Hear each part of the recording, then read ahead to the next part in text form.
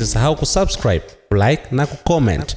Niwashukuru sana jopo la mawakili wetu ikiongozwa na mwanasheria mkuu wa chama Mzee Rugemeleza Nshala kwa kufanya kazi ngumu kwa kweli ya kushughulika na haya mambo hatua mbalimbali.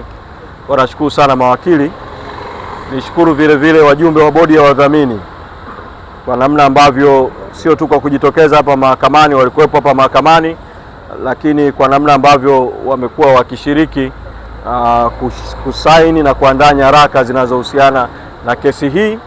Nishukuru vile vile wanachama na wananchi ambao na vyombo vya habari ambao wamekuwa mkijitokeza mahakamani. Kwa hiyo nawashukuru sana kwa kweli kwa sababu mnafanya kazi muhimu ya kuilinda Chadema, haki ya wananchi kupata chama hiki kikuu cha siasa ambacho kinawakilisha maslahi ya umma. Kwa wale wote ambao mnasaidia kesi hii kwa namna moja au nyingine, kwa niaba ya chama naomba kufikisha shukrani za kiwango cha juu sana. Sasa la pili, kumeelezwa hapa ratiba ndefu kidogo ya majibishano ya kimaandishi mpaka kufikia tarehe 5 mwezi wa 8 kurudi tena hapa mahakamani kujua hatima ya jambo hili. Sina dhamira ya kuingilia mambo ya kimahakama na utaratibu wa majibizano hayo ya maandishi, ila nataka kusema jambo moja muhimu sana. Hapa tunapotezewa muda. Napotezwa muda wa mawakili wa chama ambao wangeweza kufanya majukumu mengine ya kutetea haki katika nchi yetu. Unapotezwa muda wa bodi ya wadhamini, muda wa katibu mkuu, unapotezwa muda wa mahakama na muda wa watu wanaokuja mahakamani, na huu muda unaambatana na matumizi ya rasilimali, gharama za kushughulika na mambo haya, gharama hata za vyombo vya ulinzi na usalama wamejazana hapa mbele ya mahakama kwenye jambo hili. Tunapotezewa muda kwa jambo ambalo halina msingi wowote, halina maslahi yoyote ya umma. Ni jambo la watu wawili, lakini sio watu wawili, sio Said Issa na mwenzake. Ni jambo la watu walio nyuma yao wanaowatuma kuendelea kupoteza muda wa chama na muda wa mahakama na kukiweka Chadema kwenye hatari ya shughuli zake zote kuzuiwa na hatari ya haki za msingi kuminywa. Sasa mimi sauti yangu leo nataka nizungumze na wale wanaomtuma Said Issa Mohamed, wale waliomfanya akaingiza kesi mahakamani mara ya kwanza, chama kikazuiwa kwa siku 309, na waliomtuma kuirudisha tena kesi safari hii.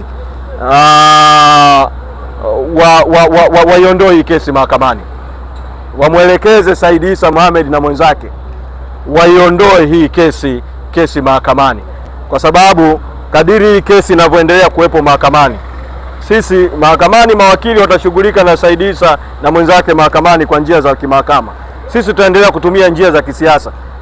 Tunasema hii kesi ina mkono wa ofisi ya msajili wa vyama vya siasa. Tunafahamu walioko vyama vingine waliohusika na kesi hii. Tunatoa mwito kwao, hii kesi ifutwe mahakamani.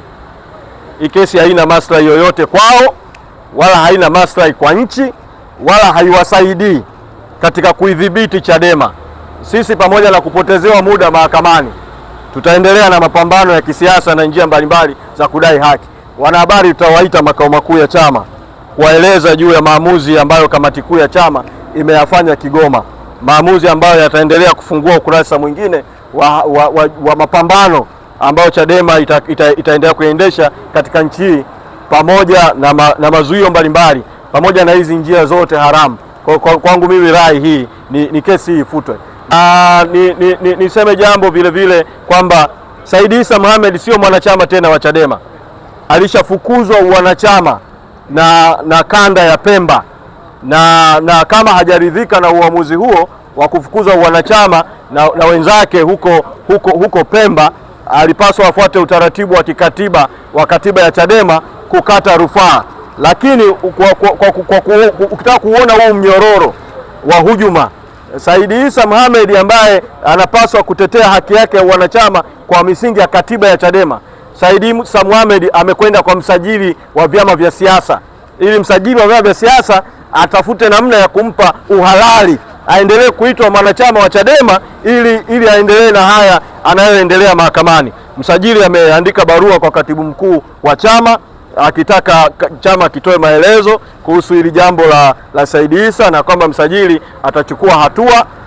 Tumemjibu msajili wa vyama vya siasa na tumemweleza utaratibu wa kikatiba wa katiba ya Chadema, na huyu anayeitwa Said Issa Mohamed ambaye sio mwanachama tena wa Chadema, kama anataka bado kuwa mwanachama wa Chadema, utaratibu wa kikatiba wa kufuata ama wa rufaa au wa kuomba wanachama. Kwa hiyo tuna kesi hapa, tunapotezewa muda ya mtu ambaye sio mwanachama wa Chadema, lakini anaitwa kwamba anatetea haki za chama za Zanzibar, haki za chama na mambo mengine yanayohusiana na hayo, wakati si mwanachama, na kule Zanzibar wamekwisha mfukuza wanachama kule Pemba. Kwa hiyo mwito wa wazi kwa ofisi ya msajili, jitihada zozote za kukiuka katiba ya Chadema na sheria ya vyama vya siasa kumlinda Said Issa Mohamed kupitia ofisi ya msajili itathibitisha tu kwamba ofisi ya msajili inahusika na hii kesi na ina maslahi ya hii kesi. Kwa hiyo rai yangu kwao, waifute hii kesi na wamwachie Said Issa na mambo yake.